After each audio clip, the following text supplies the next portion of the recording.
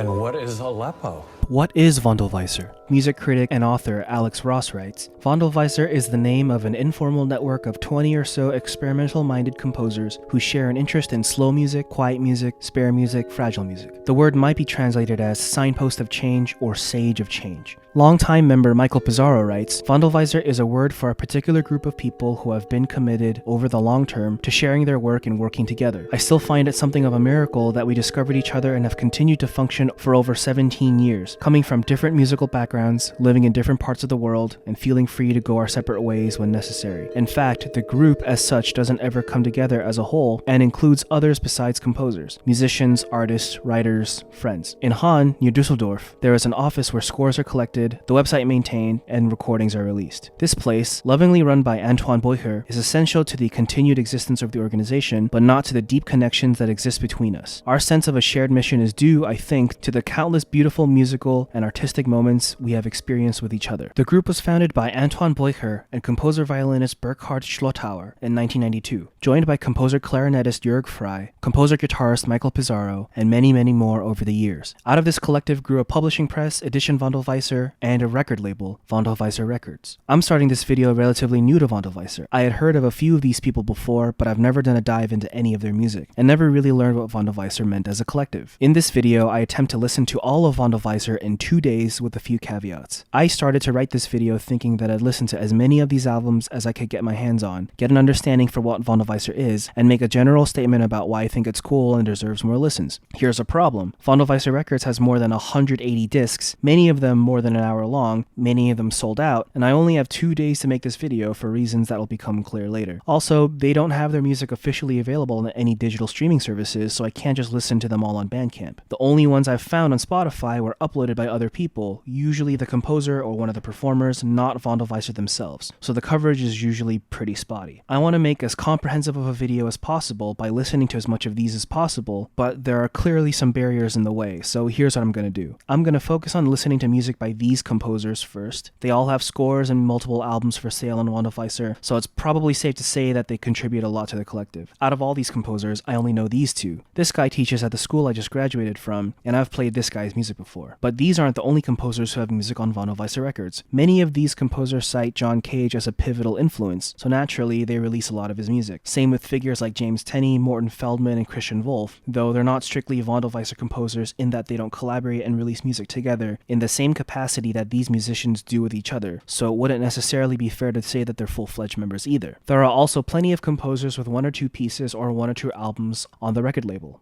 So here's what I did. I wrote out each unique composer credit I found in Wandelweiser's list of releases, plus another Timbre's Wandelweiser und so weiter collection. I'm going to try to listen to 1 piece for each composer, ideally more than 1 for each of these key members. Availability was an issue, but it turns out that one of my roommates loves Wandelweiser. Here's my collection of Wandelweiser CDs. And here's his.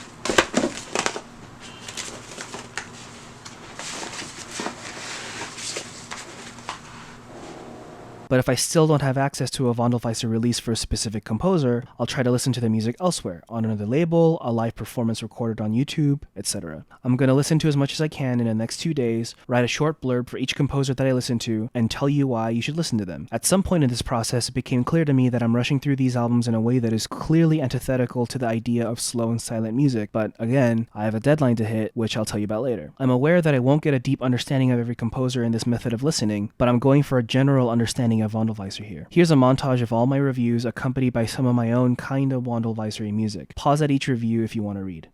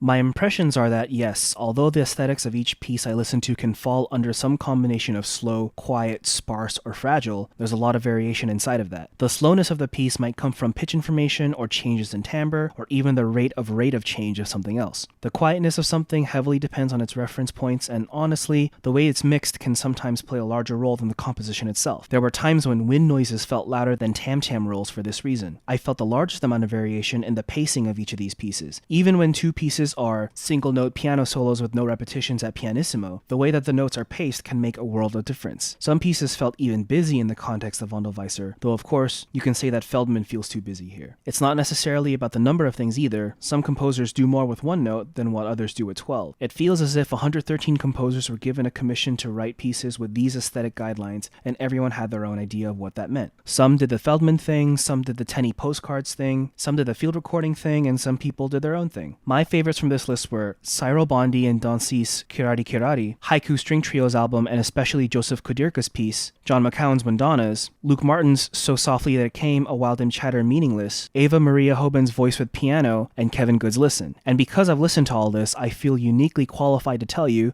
that Kevin Good has a new album coming out on wandelweiser. It's a certified, quiet, and contemplative banger, and you'd be an idiot to miss out on this chance to donate to his Kickstarter, link in the description. I thoroughly enjoyed it. It definitely bumps in the whip. You can get signed copies of his albums or a handmade mug. The Kickstarter ends on Friday. Go get it.